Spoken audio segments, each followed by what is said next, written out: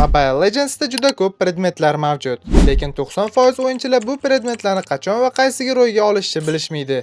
Shu sababli ular holatga qaramasdan har o'yinda top o'yinchilar yoki streamerlardan olingan sborkalari bilan o'ynashadi. Bu esa avtomatik tarzda o'yinni yutqazishga olib keladi va siz hattoki nima sabab yutqazganingizni ham bilmaysiz. Agar siz ham shunaqa tipdagi o'yinchi bo'lsangiz, bu video aynan siz uchun. Bugungi videoda siz bilan fiz predmetlar va zashta predmetlari qanday yig'ilishini ko'rib chiqamiz. Birinchi o'rinda biz barcha fiz predmetlar va zashta predmetlarni ikki guruhga bo'lib olamiz. Birinchisi har doim olinadigan va hech qachon o'zgarmaydigan predmetlar.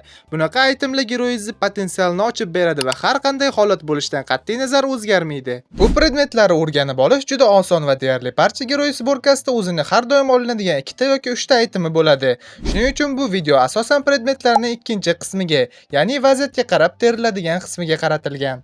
Ancha vaqt saralashdan so'ng fiz predmetlardan atiga 7 tasi o'zgaruvchan ekanligini bildim. Keling har birini ko'rib, qachon olish kerakligini o'rganib chiqamiz. Birinchi predmet Pranzaka, ya'ni Sky Piercer. Bu item o'yindagi eng ko'p hate ostida qolgan predmet hisoblanadi. U raqibning joni oz qolganda uni o'ldirib yuboradi va bu ko'pchilikka deyarli foydasizlik tuyuladi. Ba'zida bu itemni shunchaki kill chopish maqsadida ham olishadi. Bu esa odamni so'kishga majbur qiladi. Unda qachon olinadi? Tasavvur qiling, raqib har safar kam jon bilan qochib ketyapti. Uruningiz yetmayapti. Aynan shunday holatlarda o'yin o'rtalarida yoki oxirlarida olsangiz bo'ladi. Ammo shunda ham maslahat bermasdim, chunki uni o'rniga ancha foydaliroq predmetlar olgan yaxshiroq. Ikkinchi va uchinchi predmetlar Malefic Gun va Malefic Roar. Malefic Roar ko'proq Assassin o'ynayotganingizda olinadi. Asosan raqib tanklari va bayslari fizik o'ronga qarshi predmetlar yig'ayotgan bo'lsa, ularni zashtasidan samaraliroq o'rin kiritish uchun olinadi. Malefic Gun bo'lsa Marksman, ya'ni astrolog giroylarga ko'proq foydaliroq bo'ladi. Xuddi Malefic Roar kabi fiz zashtani juda yaxshi teshadi.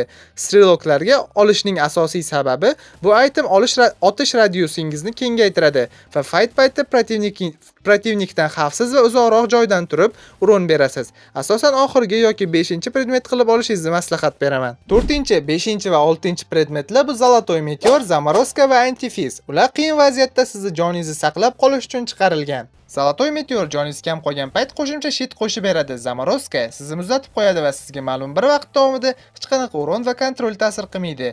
Ammo o'zingiz ham hech qanaqa qimirlay olmaysiz. Antifiz bo'lsa Strelokka olinganda 2 sekund, boshqa qahramonlarda 1 sekund davomida har qanday fizik o'ringa qarshi immunitet beradi. Bu predmetlar ADKlarga ko'proq kerak. Assassin yoki maglar bitta kombo bilan o'ldirib ketmasligi uchun ishlatiladi va ko'pincha oxirgi predmet sifatida olinadi. Yana zo'r ekan deb maglarga qarshi antifiz yig'ib yurmang. Va nihoyat oxirgi fiz predmetimiz Trizubets, ya'ni anti-heal. Nomidan ham bilinib turibdi, agar dushmanda sheriklarini yoki o'zini jonini heal qiladigan giroy bo'lsa olinadi. Chunki bu item unga urin berayotgan paytingiz uni heal qilishini 50% ga qirqadi. Asosan 2-chi yoki 3-chi predmet sifatida olsangiz maqsadga muvofiq bo'ladi. Agar dushmanda late'da heal qilishi kuchayib ketsa, shu payt oxirgi predmet qilib ham olsangiz bo'ladi. Shu bilan fiz predmetlar tugadi. Endi zashta predmetlariga o'tamiz. Ular o'zgarib turadigan 8 tasi bor ekan. Birinchisi va ikkinchisi Shit Afina va Сияющая броня. Ular magitskiy o'ringa qarshi zashta hisoblanadi.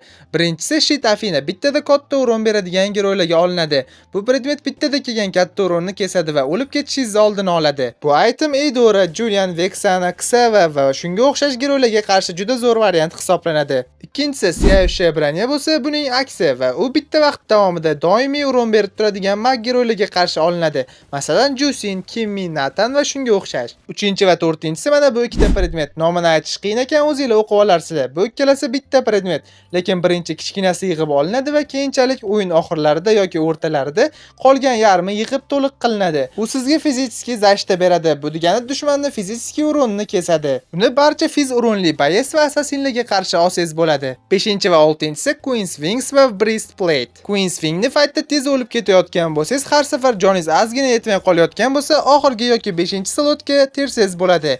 U siz skilllaringiz yordamida joningizni tiklashingizni ta'minlaydi.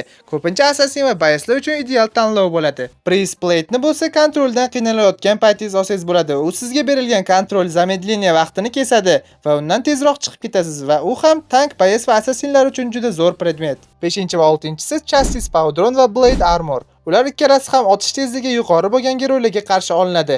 Chassis Powdron uning otish tezligini ma'lum bir vaqtga kamaytirsa, Blade Armor ularning har bir otayotgan bazaviy atakasiga o'zlariga qaytaradi. U mazkur Melissa, Mia, Hanabi kabi giroylar uchun ideal predmetlar hisoblanadi.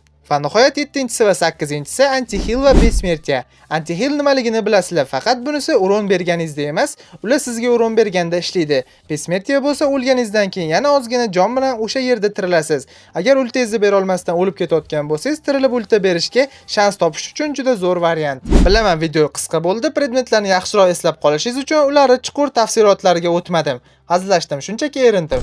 Ammo shu ma'lumotlarni o'zi ularni to'g'ri olishi uchun yetarli bo'ladi. Video foydali bo'lgan bo'lsa, yana shunaqa videolar uchun like va obuna bo'lib qo'ying. Hamma like bosgan va obuna bo'lganlarga rahmat.